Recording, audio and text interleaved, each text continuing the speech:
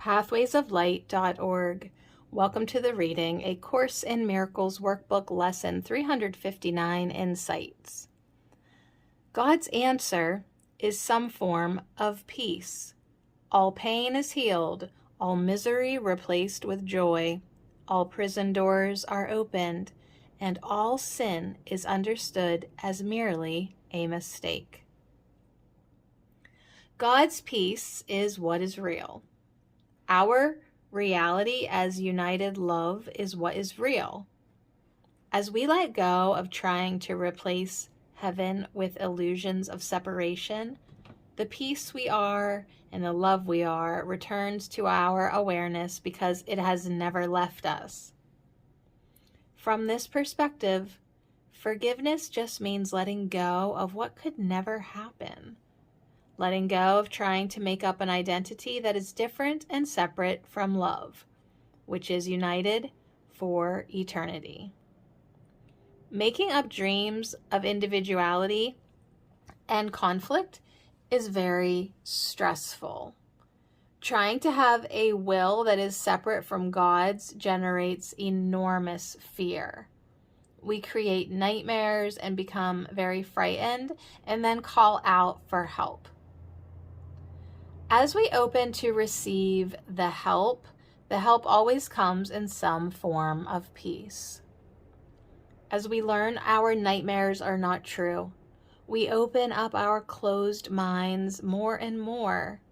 The separation that we thought had happened was just a mistake and had no real effect on us. We learn that we are still safe in heaven. We are just dreaming of being on a distant shore. God is not far away. God is nearer than our beating heart. As we are willing to let the false ideas of separation fall away, we know again the peace and joy and love that are eternally ours. When I experience true forgiveness, I think of a phrase from an old Alka-Seltzer commercial. Oh, what a relief it is. A heavy burden of judgment, condemnation, and guilt is lifted from my shoulders. The air is clear like a sunny spring day after a rain. I walk with a smile of joy on my face, and I am at peace. I have received God's answer to the pain I thought I was in.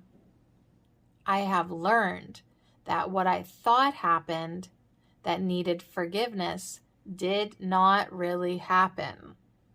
I was not changed or harmed in any way. I remain as God created me, and so do all my brothers. Forgiveness is such a great blessing. It is a wonder that it seems at times so hard to forgive. Sometimes it seems that pain and sorrow are more appealing than God's peace and joy.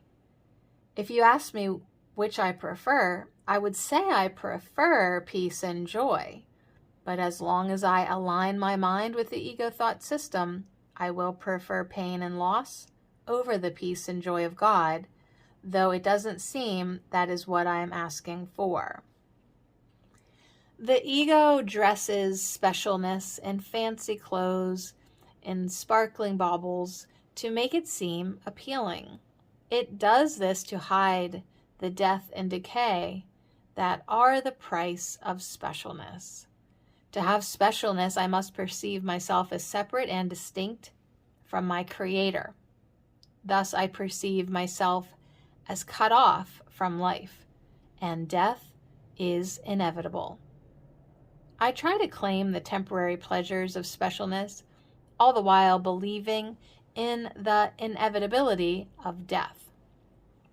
Eat, drink, and be merry, for tomorrow we die, is the ego's swan song. For many, this is the best that life in this world has to offer. We don't realize that being in this world is not life, but the denial of life. We have one life, and that life we share with God. The good news is that this world is just a mistake, and this mistake has had absolutely no effect on us, the sons of God. As we let the Holy Spirit help us forgive, our minds are healed. Pain fades away, and we return to the joy and peace of God, our natural state. Holy Spirit, I stand before you in humility, remembering that of myself I know nothing. I look to you for all meaning and trust with confidence that you will guide me home to the heaven where I remain in truth. And I give thanks.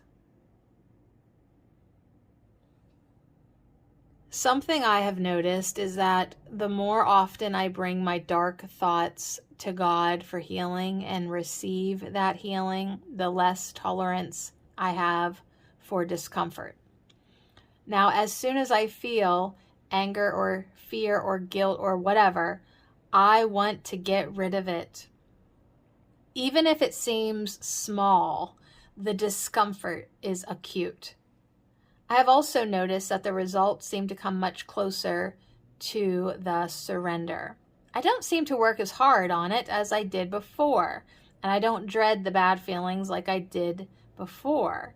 In fact, I usually feel grateful that this is being brought to my attention.